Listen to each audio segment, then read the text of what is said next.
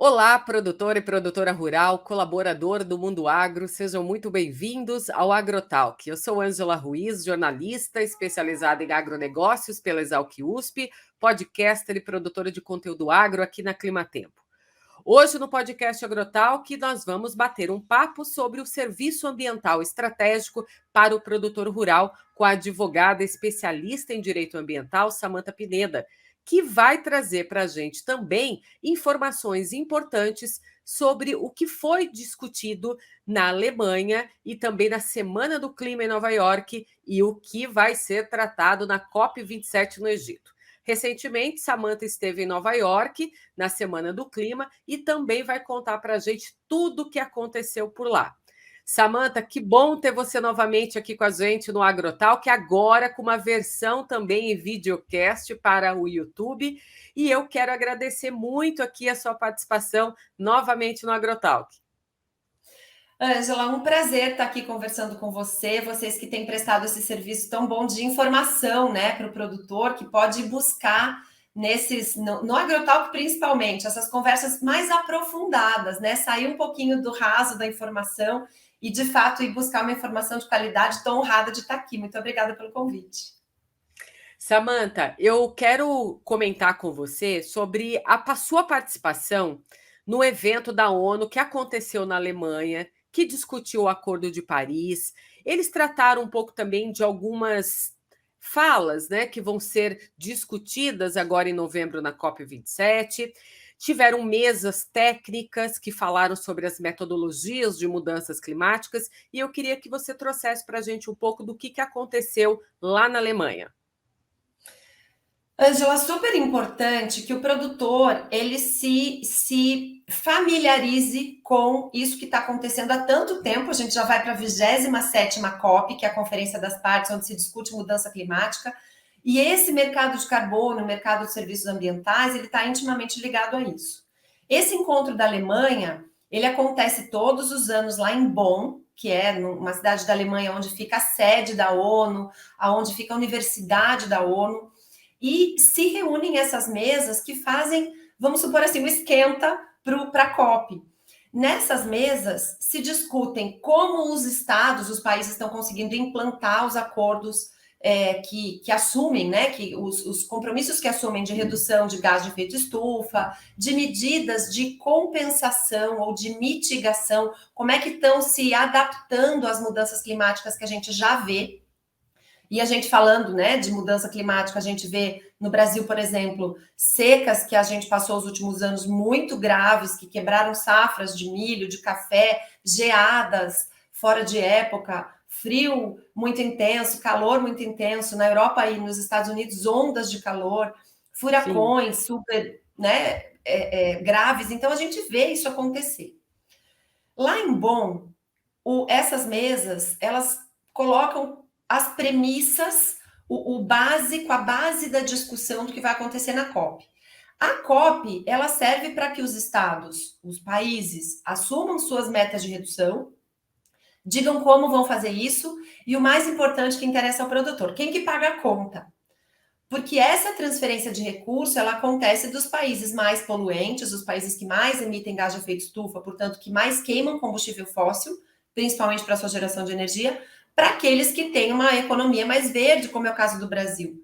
Nossa fonte energética, nossa matriz energética é muito mais limpa, a gente tem hidrelétrica, solar, eólica, Sim. etanol, biocombustíveis bem forte aqui hoje, entrando já no dia a dia do produtor. E lá foi muito interessante, Ângela, e eu vou te dizer que eu fiquei feliz e triste ao mesmo tempo, porque na mesa em que eu estava, eram 3 salas simultâneas, pense assim, numa mesa em U gigantesca, com mais de 70 países em cada mesa, e eu estava por um instituto, que é o Instituto Ação Verde, é uma ONG formada de produtores do Mato Grosso, a ProSoja, Fiente, Sindalco, para defender uma plataforma de registro de projetos de crédito de carbono que a gente está criando aqui no Brasil. Essa plataforma já existe, nós só estamos adaptando aos preceitos internacionais. Mas eu não estava lá representando o agro, eu não era uma instituição representando o agro. O Brasil estava lá com os nossos diplomatas, enfim. E nessa discussão de Bonn, A representante do IPCC, que é o painel intergovernamental que dá a base científica às discussões, ela chegou e disse assim, olha, o setor AFOLU, que é agricultura, floresta, no caso de silvicultura, né? Setor produtivo. Agricultura, silvicultura e outros usos da terra, ele é emissor de gás de efeito estufa. Já que ele é emissor, a gente tem que fazer isso. Então, a partir dessa premissa, foi desenvolvendo o trabalho. E euzinha, quem sou eu na fila do pão? Levantei minha plaquinha e falei, peraí, né? Quando a gente tem direito à palavra, a gente levanta a plaquinha da instituição que a gente está representando e fala. Quando o Tchê me deu a palavra, eu falei, olha, no Brasil não é assim tão absoluto que o setor de agricultura, de silvicultura e de outros usos da terra é emissor de gás de efeito estufa. Quando a gente faz conversão de vegetação nativa em área produtiva, a gente aproveita essa biomassa, nunca é perdido tudo que sai de lá. A gente tem regra para essa conversão, tem autorização, tem parte que tem que deixar conservada, que são as reservas legais. E quando a gente produz com plantio direto, com bioinsumo, a gente produz com tecnologias diferenciadas muito mais conservacionistas, faz rotação de cultura. Ficou um silêncio constrangedor. Graças a Deus eu tinha outros representantes do Hemisfério Sul lá, então veio o Uruguai, foi o primeiro que se manifestou a favor dessa minha manifestação. E, resumindo a ópera para você, Ângela, se eu não estivesse lá, ia passar como a AFOLU é emissor de gás de efeito estufa. Então, eu queria destacar duas coisas. Primeiro, a importância da participação das instituições do agro nessas discussões internacionais. O nosso representante do Brasil ele não está lá para defender o setor. Ele está lá para defender o país, as metas assumidas, as políticas públicas de transição energética. Sim, parte do setor, mas ele não tem que ter um conhecimento profundo disso. Quando a gente olha para trás do pessoal da Europa, da Alemanha, da Austrália, enfim, dos próprios Estados Unidos, tem um especialista em mineração, um especialista em indústria têxtil, um especialista em agro, um especialista atrás desse cara para dar respaldo. No Brasil, a gente não viu isso. Então, a participação foi super importante e, graças a Deus, a gente conseguiu colocar digamos que uma relativização nesse conceito absoluto de que a AFOLU é emissor de gás de efeito estufa. Sim. Esse problema da comunicação não é só aqui interno, né, do Brasil e também não é interno do agro com o agro. Eu vejo que esse problema de comunicação ele se expande também internacionalmente, né? As pessoas elas têm uma visão diferente do que o produtor realiza aqui no Brasil, né? Então, eu digo que a gente precisa sempre estar trabalhando essa comunicação de forma autêntica, transparente e levar isso para fora da porteira, para fora do Brasil. É necessário, né, Samantha? É necessário, é urgente, eu diria, porque as políticas internacionais de comércio mundial de serviços ambientais estão se formando, essas políticas, e se o agro não estiver em cada uma dessas discussões, a gente vai perder, Ângela. A gente tem que melhorar a comunicação, inclusive assim, com estratégia. Vamos juntar os órgãos que representam governamentalmente o agro, mas vamos juntar as instituições, os movimentos. A gente tem tanto os sindicatos, né, que se transformam em federações e param lá na CNA. Eu acho que a CNA faz um trabalho excelente, mas ela não pode fazer sozinha. Nós temos que pegar as associações, temos que pegar essas ONGs, o agro precisa criar ONGs, instituições OCIPs que possam ser representantes lá fora da voz do agro brasileiro. É super importante. Antes da gente falar um pouco sobre a COP27, eu quero falar um pouco sobre a Semana do Clima em Nova York, que você esteve lá recentemente com o seu escritório Pineda e Cran de advocacia para falar, né, de direito ambiental, e vocês também encontraram com vários empresários, pessoas do setor também que estão interessadas em entender um pouco mais, né, sobre essas políticas e como investir no agro aqui no Brasil. Qual que foi a sua visão da Semana do Clima em Nova York? Quais foram os assuntos mais debatidos por lá, Samantha? Angela, a New York Climate Week, ela acontece no final do mês de setembro. O mês de setembro em Nova York é uma loucura, porque como tem a Assembleia Geral da ONU, todos os eventos importantes, eles concentram nesse mês. Então, tem New York Fashion Week, que é a Semana da Moda Mundial super famosa. Aconteceu nesse setembro o Brasil Climate Summit, que foi uma iniciativa dos estudantes da Universidade de Colômbia, junto com o Brasil, para falar a respeito de mudanças climáticas e dos problemas e das soluções brasileiras para o clima. Aconteceu o encontro do Pacto Global da ONU, que fala dos ODS, dos Objetivos do Desenvolvimento Sustentável, para vários setores, e aconteceu a New York Climate Week. O nosso escritório foi abrir uma filial em Nova York, e aí o pessoal fala, meu Deus, mas advogado não advoga só a lei do país, fora direito internacional, o que um escritório de direito ambiental foi fazer em Nova York? E aí o que eu trago para você é o seguinte, essa discussão ela está tão profunda, o tal do ESG, né, que é o ambiental, o social e a governança, como exigência das empresas e também do agro, para que haja investimento, para que haja compra dos produtos, isso é um caminho sem volta, Ângela. Não tem mais como se falar em desenvolvimento econômico sem falar no papel social e ambiental dessas empresas, desses segmentos. Então, o que acontece que a gente tem visto? Todo mundo está enxergando o Brasil como oportunidade. As grandes crises mundiais, que são falta de alimento, energia baseada em combustível fóssil e mudança climática, as três crises vêm em solução no Brasil, porque o Brasil pode produzir alimento, a gente produz em pouco território, né? 8% de agricultura e 20% de pecuária. A crise energética, nós temos uma matriz energética completamente inversa à do resto do planeta. A energia elétrica, por exemplo, nossa, é mais de 80% limpa, enquanto que a do mundo é mais de 80% fóssil. Então, essa transição energética super cara, onde todo mundo vai ter que sair do carvão, do petróleo e do gás, e que a gente está vendo a Europa sofrer porque dependia do gás da Rússia, Sim. Não vai ter mais energia para esse inverno. Imagina, os alemães vão se aquecer a lenha, gente. Voltar 200 anos atrás. Retrocesso, né? Absurdo, por conta de falta de políticas de transição energética. Então, o empresariado mundial, ele está vendo no Brasil essas oportunidades. E as mudanças climáticas, o Brasil é uma usina de captação de gás de efeito estufa, porque nós temos menos de 3% das emissões, mas se a gente conseguir fazer plano de manejo em floresta, se a gente conseguir implantar sistemas menos impactantes, diminuir nossa pegada, colocando sistemas de integração, por exemplo, lavoura, pecuária, floresta, onde ainda não tem, fazendo um manejo desse nosso rebanho, terminando o gado um pouquinho antes, com confinamento para chegar lá no final e manejar essa ração, enfim, a gente consegue. O empresariado vê isso. Então, a gente está mal na imagem, Ângela, lá fora, mas é uma questão institucional de governos. Porque os governos lá de fora estão vendo no Brasil um grande concorrente e vão falar mal mesmo. O Parlamento Europeu aprovou uma restrição a produtos que possam vir de desmatamento, sem muito critério. Desmatamento, mas eles não têm nem floresta, a gente tem 66%. Que tipo de protecionismo é esse? É claro que é protecionismo, mas o empresariado, inclusive nas discussões da New York Climate Week, que acontece, eles são eventos paralelos, então, sobre vários assuntos. O nosso evento tratou da segurança jurídica ambiental do Brasil, porque nós temos, sim, Código Florestal, que disciplina de uma forma super sustentável o uso da terra.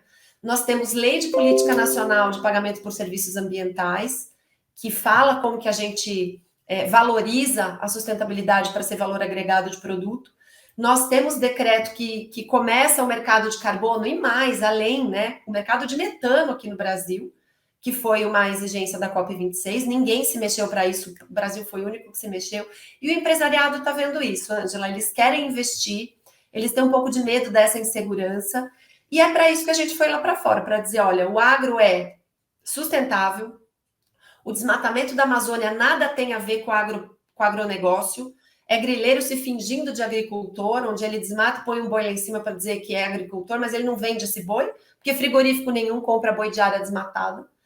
E a gente, o agro, combate esse desmatamento ilegal, quer a regularização das áreas fundiárias, fundiariamente das áreas que estão sendo usadas com critérios ambientais, e nós temos leis para respaldar isso. Quando a gente mostra isso, os investidores se multiplicam, Ângela. E você conseguiu, então, falar um pouco para eles sobre o cadastro ambiental rural, né? Que é essa importante ferramenta hoje também de ajuda desse controle ambiental, deu para conseguir unir esses esforços, essas pautas, falar da descarbonização através dessas regulamentações? Sim, sem dúvida. O evento do escritório, foi um evento oficial da New York Climate Week, porque quando Uhum. abre a inscrição para fazer os eventos, você precisa submeter o seu tema. E o nosso tema era a segurança jurídica ambiental para se fazer negócios ambientalmente corretos no Brasil. Foi aceito lá pelo crivo do New York Climate Week e entrou na agenda oficial dos eventos. Então, todo mundo que participou da New York Climate Week pôde se inscrever no nosso evento. O evento foi híbrido, ele foi pessoalmente pequenininho lá na nossa sede, né, que é lá na Quinta Avenida, número 600, lá em Nova York, do lado do Rockefeller Center, um prédio comercial que tem vários escritórios, inclusive de startups de agro sustentável, de financiamento em energia limpa. Então, não é por acaso que a gente está nesse endereço. Nós estivemos nesse evento com alguns, inclusive estrangeiros presenciais, e o evento, como ele foi híbrido, ele teve bastante acessos online. Então, a gente conseguiu falar sobre CAR, sobre lei de pagamento por serviço ambiental, sobre o que é a reserva legal no Brasil. É muito difícil eles entenderem, porque eles dizem, peraí, você tem uma área inteira sua, e você só pode usar 20%? Quando eu falo de Amazônia, que é 80% de reserva, eles ficam, inclusive, assim, chocados. E quando a gente fala também que precisa manejar a floresta para ela captar carbono, é outra coisa que eles... É um conhecimento técnico que eles falam, peraí, mas não é só preservar? Não, preservar é uma coisa, mas captar carbono, a floresta adulta não capta, só árvores em crescimento é que captam. Então, você tem que fazer manejo dessa floresta. E eles acabam vendo outra oportunidade, eles vão poder tirar dinheiro dessa floresta, explorando madeira tropical, e ainda contribuir para diminuir emissões de gás de efeito estufa. Mais ainda, né? Captar esse carbono que está por aí. Você falou do empresariado, né? Como que eles enxergam a oportunidade de investir no Brasil? Eles estão com um certo receio agora, por esse momento político que a gente vive, tão polarizado? Como que está o entusiasmo desse empresariado para investir aqui no Brasil e de olho também nessa questão do meio ambiente, do agro mais sustentável, Samantha? Ângela, é super curioso que eu não sei com relação a outros países se eles acompanham tanto, mas eles sabem de cor Lula e Bolsonaro, e eles perguntam muito: o que você acha que vai acontecer? E a gente fala, nossa, são dois extremos, né? Que Sim. cada um tem suas vantagens e desvantagens, então é muito difícil fazer uma previsão, mas eles estão sim acompanhando. E é engraçado, Ângela, que os temores do ponto de vista de investimento, eles são muito diferentes. Quando a gente fala que uma possível vitória de Lula, eles têm muito medo com relação à segurança jurídica de propriedade privada, porque eles sabem que aumenta a invasão de terra, que houve muito menos titulação de áreas e regularização fundiária no governo anterior. Mas, por outro lado, o investidor mesmo, e aqui eu estou fazendo uma análise completamente isenta, a gente sabe que instituições financeiras e investidores grandes ganharam muito dinheiro no governo do PT. Então, existe um discurso muito popular, mas a gente sabe que quando fala de empresariado, quando fala de mercado financeiro e de capitais, o governo do PT é muito bom para eles ganharem dinheiro. Por outro lado, do ponto de vista de Jair Bolsonaro, eles têm um pouco de medo da antipatia que Bolsonaro conseguiu criar no exterior. E outra coisa que eles sabem também, o nome da ministra Tereza Cristina, eles falam da ministra da Agricultura, que ela era um contrapeso nessa imagem ruim que Bolsonaro deixa lá fora. A ministra era querida por todo mundo. Então, eles têm um pouco de medo com relação, sim, ao aumento de desmatamento na Amazônia, e eles acham que a Amazônia vai acabar. E é muito engraçado, porque eles não têm noção de dimensões. Quando a gente mostra no mapa o que é a Amazônia, que tem mais de 85% da Amazônia ainda preservada, e que todo esse desmatamento e todo esse fogo que estão falando é menos da metade do que aconteceu em 2005, por exemplo, eles ficam muito surpresos. Então, eles estão acompanhando. Existe um temor diferente para cada eleito, né? Uhum. Mas ninguém vai deixar de investir no Brasil, Ângela. Samantha, olha, você comentou sobre a abertura desse escritório em Nova York e eu devo imaginar que você olhar para esse aspecto de hoje está contribuindo com a expertise de vocês em direito ambiental, que vocês já são pioneiros aqui no Brasil, e como você começou a sua carreira, né? Lá atrás, muito jovem, com a sua família também, de tios ligados à produção rural, e você caminhar, né, para esse setor junto com o agro, relacionando aí as questões ambientais, é um motivo de muito orgulho para você imaginar que hoje, né, você está lá contribuindo com o seu trabalho, abrindo esse escritório em Nova York. Creio eu E mulher, também. né, Ângela? Eu fico olhando para trás e penso, gente, é uma mulher no setor do agro, que é um setor eminentemente masculino, no setor de Sim. direito, que é eminentemente masculino. No meu escritório, nós somos 5 sócias mulheres, e é muito interessante olhar, sou muito grata, porque eu acho que Deus, se a gente deixa, ele usa a gente meio que de instrumento. Sim. E eu tenho muito amor a essa causa, sou muito grata realmente por essa trajetória. Não, é um orgulho para a gente também saber que você, especialista, o quanto que você luta também, né, para essas causas, como você também transforma questões tão complicadas hoje, né, questões fundiárias, de regularização ambiental, de contratos agrários, para você fazer entendida, né, para que os produtores rurais compreendam melhor qual que é a participação deles em cada processo. E eu queria tocar um pouco desse assunto da questão, né, dos registros de créditos de carbono, né, e desse plano de serviço ambiental estratégico para o produtor rural.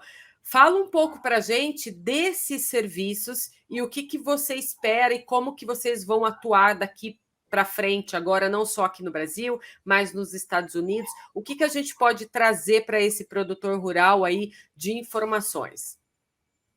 Ai, muito boa a sua pergunta, Ângela, porque tem bastante a ver com tudo isso, né? Você fez esse link bem certinho da parte do que era uma causa de uma menina que passava férias nas propriedades rurais dos tios e que de repente está lá hoje em Nova York tentando levar para o planeta a mensagem de que o nosso produtor rural ele precisa agregar o valor da sustentabilidade ao nosso produto, porque o nosso produto ele é diferente.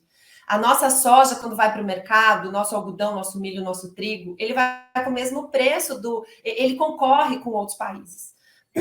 Quando que o nosso produto, ele deveria ter um selo verde, porque ele foi produzido num Exato. lugar onde cada rio e cada nascente estavam protegidos, onde toda a parte de corredores ecológicos que a gente tem formado, se a gente olha a imagem, qualquer Google Earth aí que a gente der, se a gente olha a imagem de um país lá fora e olha a imagem do Brasil, a gente, pela lei, nós conseguimos criar corredores ecológicos para que essas áreas pudessem ser mais sustentáveis, para que elas pudessem ser mais melhores do ponto de vista de funcionamento ecológico. Então, o que a gente quer agora, e é bem isso, é um plano ambiental estratégico, é um pagamento merecido por essa sustentabilidade diferenciada que o produto brasileiro tem. Nós temos o Plano Nacional, né, a Política Nacional de Pagamento por Serviços Ambientais, que é a Lei 14.119 de 2021. Nós temos o mercado de carbono criado pelo Decreto 11.075, que coloca os setores que vão ter que apresentar os seus planos. E o que a gente quer agora é que a gente não fique refém.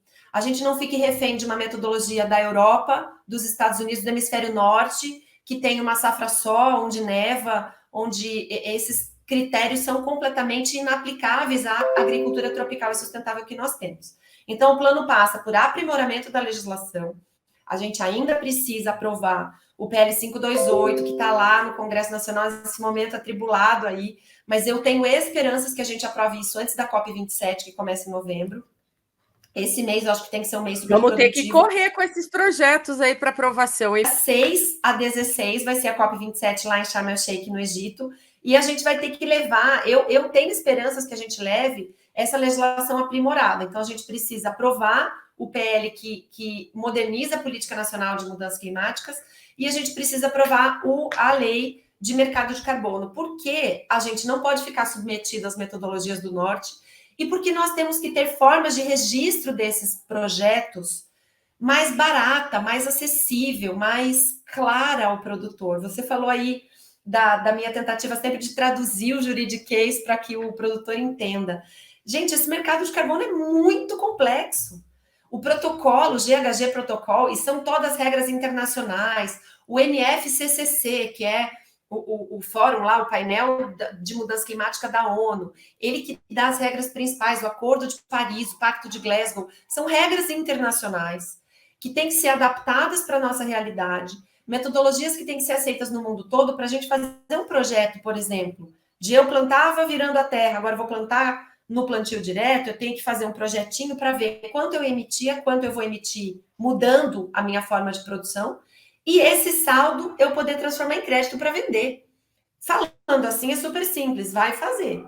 A metodologia é complexa, registrar é caro, tem um procedimento super complexo.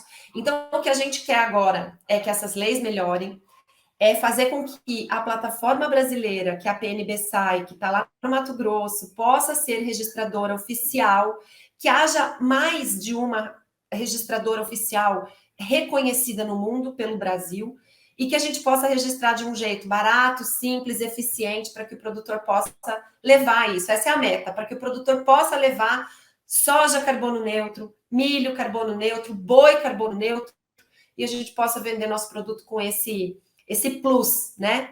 Existe um diferencial de preço baseado na sustentabilidade.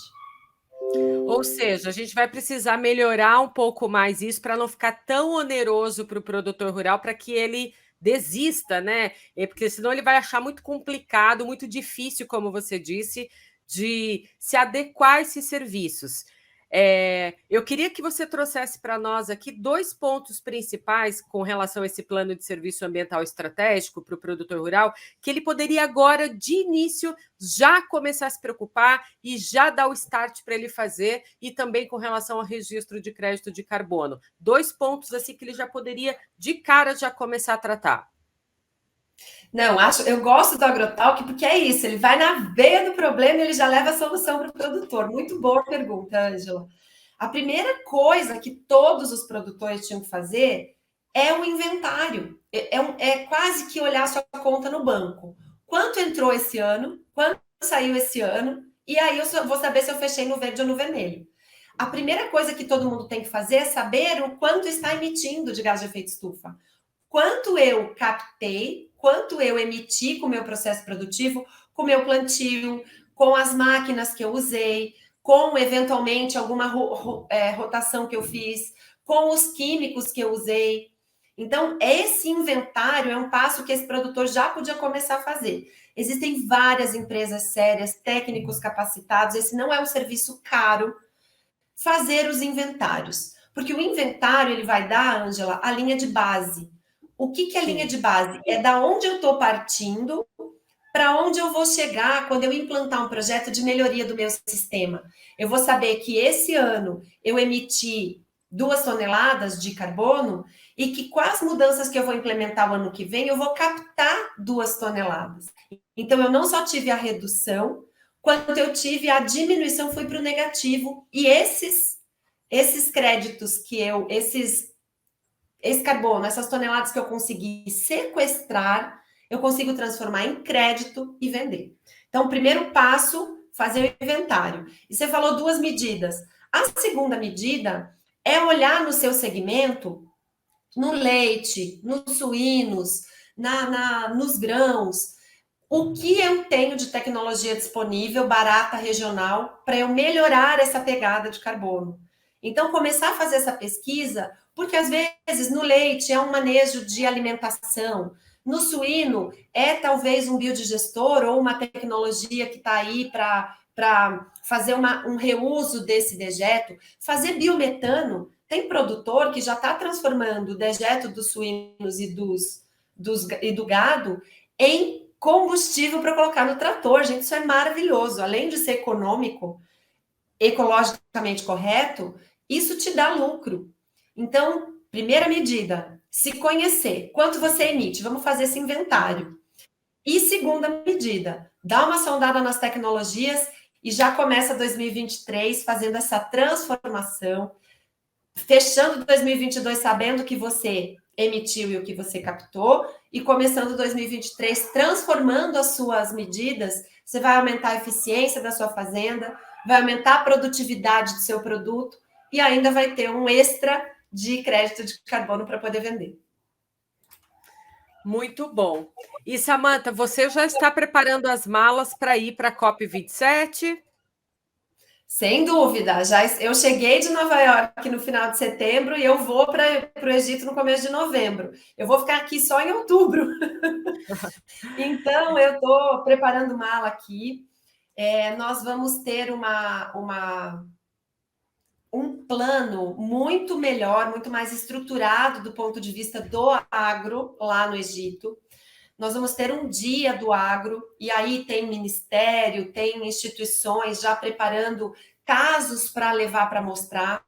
O ano passado, o governo brasileiro teve uma iniciativa muito interessante, que foi fazer o stand do Brasil ser um stand físico lá na COP e um stand virtual em Brasília. E nós tínhamos transmissões simultâneas dos eventos, com tradução em inglês e tal. E nós tivemos muita participação de estrangeiros lá na COP26, que foi em Glasgow, que eu estive lá também pessoalmente. Quando a gente via eventos interessantes, ou até mistos, né, que parte dos expositores estava no Brasil, parte estava lá localmente, muitos países participavam dessas discussões, tanto lá quanto virtualmente. Então, esse ano foi melhorada a estrutura, e eu gosto sempre de lembrar, Ângela, que o Brasil é um país de extremos, né? Nós sempre temos 2 estandes do Brasil nas COPs. O ano passado a gente teve, esse ano a gente vai ter. Um stand que propaga tudo que a gente está fazendo de bom e um stand que propaga o que a gente está fazendo de ruim. Mas é super importante, porque elenca os pontos onde a gente precisa melhorar e eu espero que leve sugestões de como nós precisamos melhorar, que eles chamam de hub da sustentabilidade. Nesse hub, isso é organizado pelas ONGs, eles montam um stand lá, e eu gosto de circular por ambos os stands, porque como eu sou técnica, eu quero saber tudo que está errado, tudo que está certo, tudo que pode melhorar. Existe, infelizmente, um pouco de viés político nisso, mas a gente tem, sim, uma obrigação de ir lá. Eu não gostaria que fosse exposto o ruim para o mundo. Eu acho que a gente tinha que trazer o ruim aqui para dentro, discutir, consertar, porque a gente não vê isso em nenhum outro país expondo a sua parte ruim.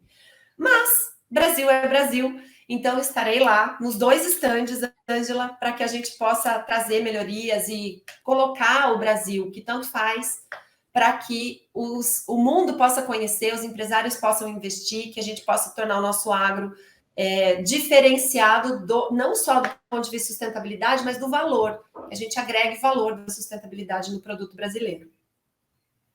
E do ponto de vista global, Samantha, dos países que vão estar lá reunidos, qual que é a sua expectativa sobre esse evento? Você acha que esse evento pode terminar com resultados positivos, de forma assim global, mas também com aspectos positivos para a gente aqui no Brasil? Ângela, do ponto de vista global, assim, eu sou muito otimista por natureza. Eu sou aquela pessoa que quando tá chovendo eu digo, ai, que bom, tá molhando as plantinhas, que quando tá sol eu digo que sol lindo, que céu azul. Mas eu tô um pouco pessimista porque o planeta tá passando por um momento muito grave, né? Tem a crise climática que está acontecendo com os eventos climáticos extremos e fazendo muita gente sofrer. As pessoas estão sofrendo. Existe um ativismo um pouco cego, apaixonado, romantizado, que também está fazendo as pessoas sofrerem, que todo mundo defende a Amazônia, mas ninguém olha que lá na Amazônia é o menor IDH do Brasil. É onde o índice de desenvolvimento humano está muito ruim.